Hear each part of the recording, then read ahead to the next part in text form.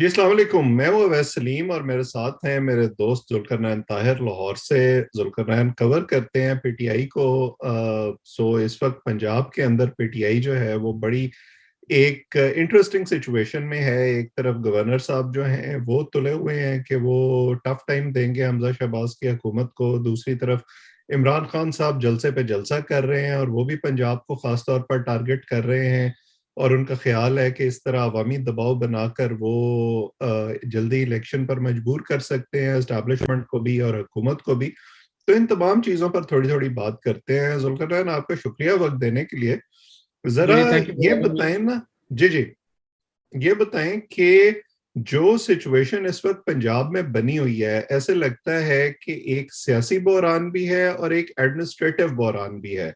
हमजा शहबाज वजीर आला तो बन गए हैं, ब्यूरोक्रेसी बज़ाहिर उनके अहकामात पर अमल भी कर रही है, लेकिन वो अपनी काबीना बनाने के काबिल नहीं है।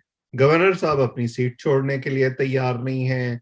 फिर जो मुनहरिफ अरकान हैं पीटीआई के पंजाब में, उनका भी मामला अभी लटका हुआ है। तो इस सारी सिचुएशन को आप कैसे देख रहे हैं इस वक्त? लेकिन अगर हम पीटीआई के पर्सपेक्टिव में देखें, हम्म। पीटीआई सिर्फ इस टाइम वेट कर रही है कि कब इलेक्शन कमीशन जो 26 इनके मुनर्रिफ अरकान थे हम्म। पीटीआई के, जिन्होंने वोट किया है हमजा शहबाज को, उनको कब वो अनसीट करते हैं। हम्म। कहते हैं कि जैसे ये 26 अनसीट होते हैं, उसके पास हमजा के पास मेजोरिटी नहीं रहेगी, तो या तो असम्बली डिसॉल्व करने का ऑप्शन है या हम्म। रन ऑफ इलेक्शन का है। इसके ऊपर लॉ एक्सपर्ट्स डिवाइडेड ओपिनियन है।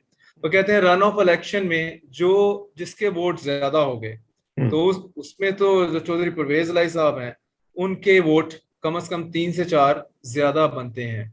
तो इस पे वो टोटल बैंक करके बैठे हैं। और आपने देखा होगा every day they are pushing and pressing the election commission कि भाई जी इसका डिसीजन कर लें। आपके पास मैक्सिमम 30 डेज हैं, तो हम्म। 30 डेज पूरे ना ही लेके जाएं। जब 26 लोगों ने वोट कर दिया तो आपके पास प्रॉब्लम क्या है, उनको बुलाएं, उनसे पूछें और उसके बाद उनको अनसीट करें, डिस्क्वालीफाई करें। अल्लाह अल्लाह खैर सलाह, इन 26 सीटों पे इलेक्शन हो जाएगा। तो पीटीआई तो इसको इस एक जैसे कह लें कि इसके ऊपर खेलने के लिए पूरी तरह से तैयार बैठी है। लेकिन और आपको बाकी नहीं लगता कि पीटीआई इस हवाले से शायद थोड़ी गलतफहमी का शिकार है? क्योंकि अगर ये लोग फर्ज करें कि डी सीट हो भी जाते हैं तो आइन के मुताबिक उनका वोट तो काउंट हो जाएगा। तो जो हमजा शहबाज वजीर आला बन चुके हैं वो तो अपनी जगह कायम रहेंगे। और उसके बाद जो आइन के अंदर लिखा हुआ है कि अगर फर्ज करें कुछ मेंबर हलफ नहीं उठाया हुआ उन्होंने या कुछ सीटें खाली भी हैं, तो जितनी बाकी सीटें ऐवान के अंदर मौजूद हैं उनकी अक्सरियत फिर काउंट होगी और वो अक्सरियत फिर भी हमजा शहबाज के पास होगी। जी, ये यही मैं आपको बता रहा था कि इस यहीं पे ही जो लीगल ओपिनियन है वो भी डिवाइडेड है। हम्म। एक तो कहते हैं कि इन 26 जो डिसीडेंट मेंबर्स हैं, मुनहरिफ खान है पीटीआई के, इन्होंने वोट दे दिया हमजा को, Hamza becomes the chief minister. Hmm. लेकिन वो कहते हैं कि जब इलेक्शन कमीशन इनको डी सीट करेगा, इनको फारग कर देगा, उसके बाद एक मर्तबा से हाउस फिर ओपन हो जाएगा हम्म। फॉर अनदर इलेक्शन के, that guy losing the majority. Hmm. आप अगर नून लीग वालों से बात करें या नून लीग के व्यू पॉइंट को जो सपोर्ट करते हैं लॉ एक्सपर्ट, वो कहते हैं जी कि पहले तो ये है कि इलेक्शन कमीशन इनको डी सीट करेगा ही नहीं। वो हम्म। कहते हैं कैसे करेगा, क्योंकि उन्होंने वोट अपने पार्लिमानी लीडर को से अगर मुनहरिफ किया होता फिर था, क्योंकि उनके पार्लिमानी leader by that time सप्तान Khan थे। हम्म। तो कहते हैं चौधरी परवेज लाई तो उनके पार्लियामेंट्री लीडर ही नहीं थे। हम्म। उनको तो उन्होंने वोट नहीं दिया। जब वोट उनको नहीं दिया तो ये शिक उन पे लागू ही नहीं होती, since he wasn't, Pervez Elahi wasn't the parliamentary leader of the PTI. Hmm. तो कहते हैं कि इसमें हमें इलेक्शन कमीशन डिस्क्वालीफाई नहीं कर सकता, ठीक है। अनसीट डी सीट नहीं कर सकता। अगर करेगा तो हम चले जाएंगे, इसको चैलेंज करेंगे हायर कोर्ट में, हम्म। और वहां से हमें रिलीफ मिलेगा। और ठीक। रिलीफ अगर कोई लंबा चौड़ा ना भी मिला तो कम से कम स्टे मिल जाएगा। हम्म। तो वो तो क्वाइट पॉजिटिव ऑप्टिमिस्टिक है कि ये तो लीगल बैटल है, ये तब तक चलेगी जब तक अगला इलेक्शन ड्यू हो जाएगा, हम्म। क्योंकि आपके सामने ऑन द कार्ड्स है। बिल्कुल सही। और मतलब ये एक तरह से कानून की और आइन की इंटरप्रिटेशन की बात आ गई है, और मेरा ख्याल है कि इसमें बड़ा अहम किरदार होगा वो जो सदारती रेफरेंस किया हुआ है सुप्रीम कोर्ट में डिसिडेंट अरकान की नाअहली का और नाअहली की मुद्दत का फैसला करने के लिए। वहां से क्या हिदायत आती है वो भी इसमें बहरहाल एक किरदार अदा करेगी। तो ये तो वो जंग है जो पीटीआई अदालत में लड़ रही है। एक वो जंग है जो सियासी महाज पर भी पंजाब में लड़ी जा रही है, जिसमें परवेज इलाही का भी किरदार है, गवर्नर का भी किरदार है। और अब जाहिर है कि आगे इसी महीने के अंदर बलदियाती इंतखाबात भी शेड्यूल्ड हैं पंजाब में। तो वहां पीटीआई की क्या हिकमत अमली है? आपको लगता है कि वो अपना ग्राउंड जो है वो लूज कर रहे हैं, या वो इमरान खान के जलसों की बदौलत उनको एक लगता है कि मोमेंटम मिल रहा है? देखिए, पीटीआई इस चीज में बड़ी क्लियर है कि पंजाब में इन्होंने नून लीग को स्मूथ सेलिंग नहीं करने देनी।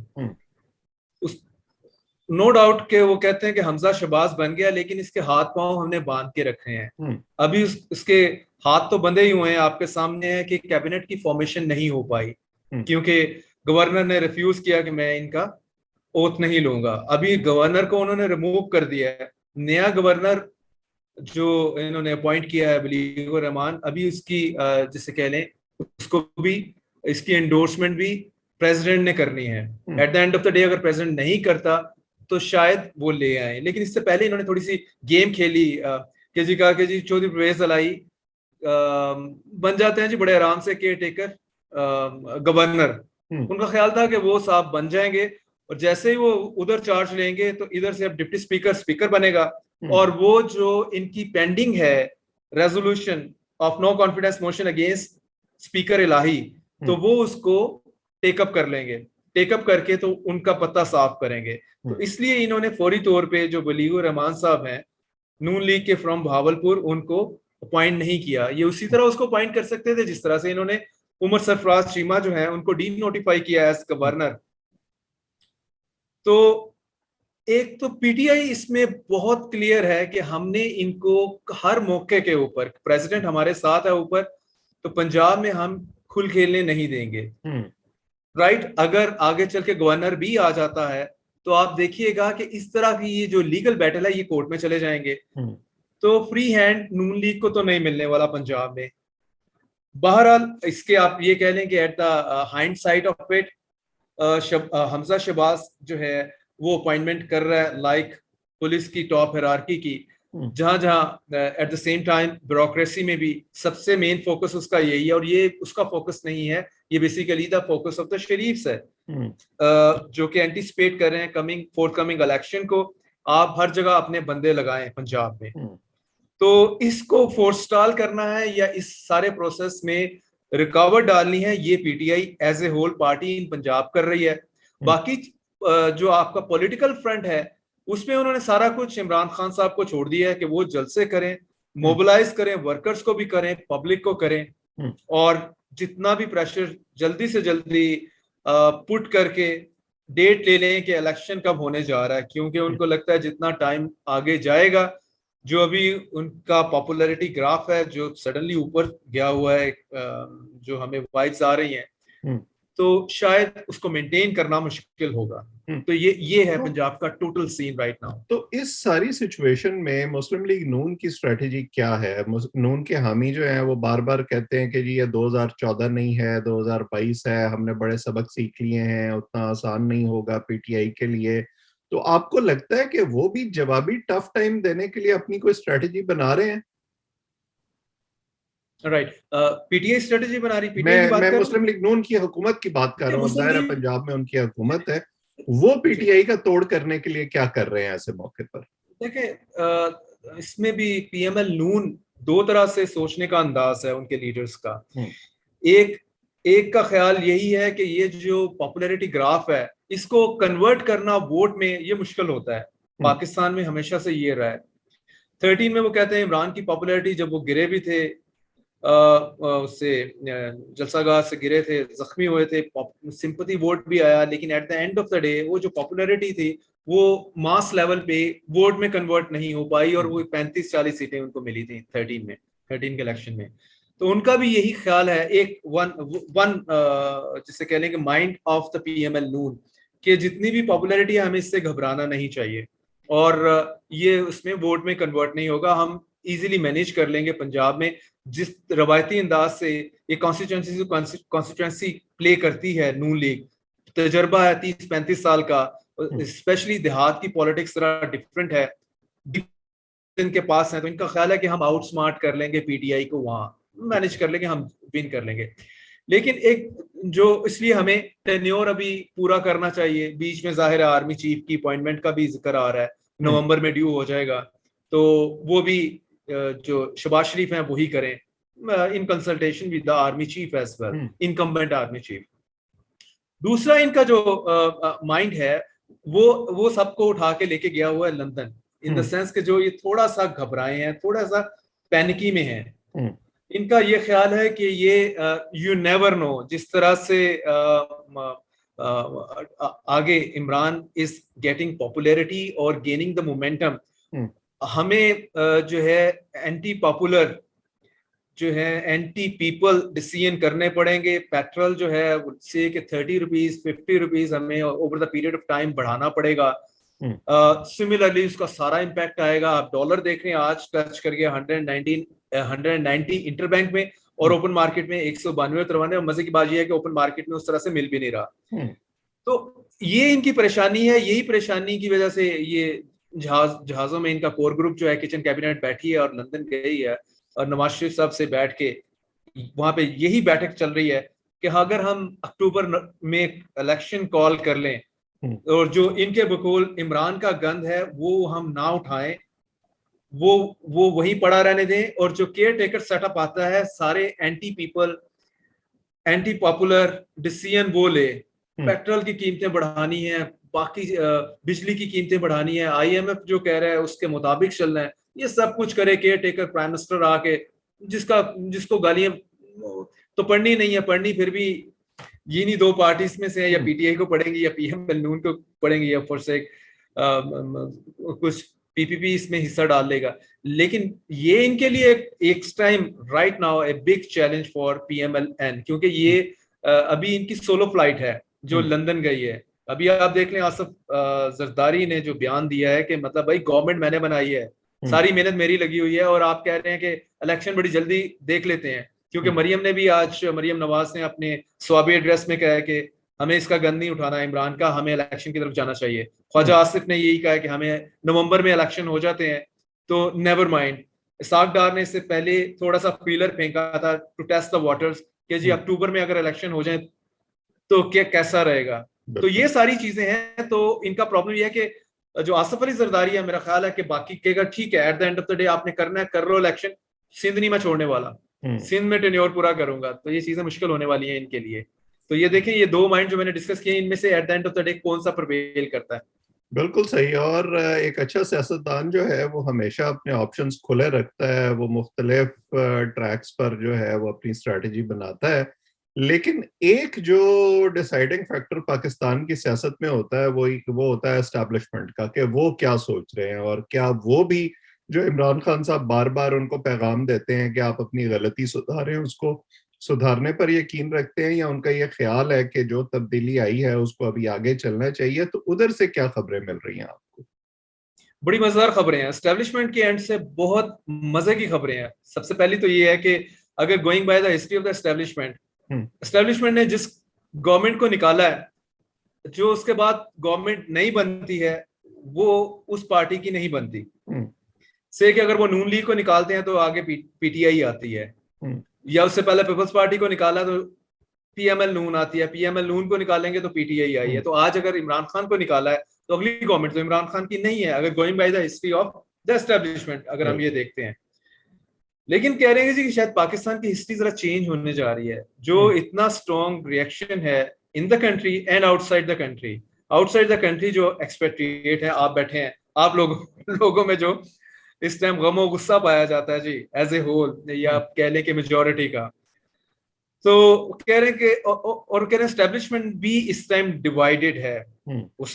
वो कहते हैं कि इस मर्तबा आप दें इलेक्शन, आप ओपन कर दें, कोई इंटरफेरेंस आप करने की जरूरत नहीं, इंटरफेयर मत करें।